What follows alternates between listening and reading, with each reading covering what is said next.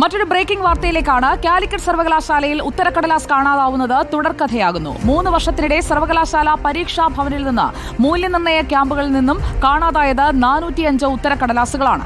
ഉത്തരക്കടലാസ് കാണാതായെന്ന് സർവകലാശാല പറഞ്ഞതോടെ വിദേശത്ത് ജോലി ചെയ്യുന്ന വിദ്യാർത്ഥിക്ക് മാർക്ക് ലിസ്റ്റ് ഹാജരാക്കാൻ കഴിയുന്നില്ല.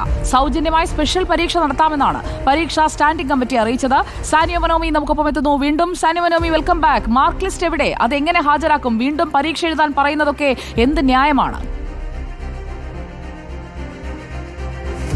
സുജയ, ഈ 405 ഉത്തരക്കടലാസുകൾ കാണാതാകുന്നു എന്ന് പറയുമ്പോൾ അവിടെ 405 വിദ്യാർത്ഥികളുടെ ജീവിതം കൂടി ഉണ്ട് എന്നുള്ള യാഥാർത്ഥ്യമാണ് നമ്മൾ മനസ്സിലാക്കേണ്ടത്. അതായത് നിങ്ങൾക്ക് സൗജന്യമായി പരീക്ഷ എഴുതിക്കോളൂ, പരീക്ഷാ ഫീസൊന്നും രണ്ടാമത് നൽകേണ്ടതില്ല എന്നൊക്കെയുള്ള മോഹന വാഗ്ദാനങ്ങളൊക്കെ യൂണിവേഴ്സിറ്റി നൽകുന്നുണ്ട്. പക്ഷേ അപ്പോഴും വീണ്ടും പഠിക്കുകയും മറ്റ് ജോലിയൊക്കെ നേടി വിദേശത്തൊക്കെയുള്ള ആളുകൾ വീണ്ടും തിരിച്ചു വന്ന് പരീക്ഷ എഴുതേണ്ടി വരുന്ന അവസ്ഥയും ഒക്കെ ഉണ്ടായിക്കൊണ്ടിരിക്കുകയാണ്. ഈ 3 വർഷത്തിനിടെയാണ് ഇത്തരത്തിൽ 405 ഉത്തരക്കടലാസുകൾ കാണാതായത് എന്നുള്ളതാണ് ഏറ്റവും വലിയ ഒരു യാഥാർത്ഥ്യം. ഇത് പരീക്ഷാ കൺട്രോളർക്കാണ് ഇതിൻ്റെയൊക്കെ ഉത്തരവാദിത്വം എന്ന് പറഞ്ഞുകൊണ്ട് യൂണിവേഴ്സിറ്റി അപ്പാടെ കൈ കഴുകുന്ന ഒരു സാഹചര്യമാണ് കാണാനുള്ളത്. അതേസമയം പരീക്ഷാ കൺട്രോളറോ യൂണിവേഴ്സിറ്റിയോ ഇത് പോലീസിൽ പരാതി നൽകുകയോ നൽകിയ കേസുകളിൽ പോലും ആരെയും കുറ്റക്കാരെ കണ്ടെത്താൻ കഴിയുകയോ ഒന്നും ചെയ്യുന്നില്ല എന്നുള്ളതാണ്.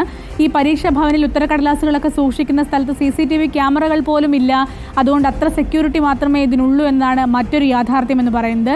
ഏതായാലും ഇത്തരത്തിൽ പുറത്തു പോകുന്ന വിദ്യാർത്ഥികളെ സംബന്ധിച്ചിടത്തോളമൊക്കെ ഇങ്ങനെ പരീക്ഷാ ഉത്തരക്കടലാസുകൾ കാണാതാവുകയും അവരുടെ റിസൾട്ട് വരാതിരിക്കുകയും ചെയ്യുന്നു.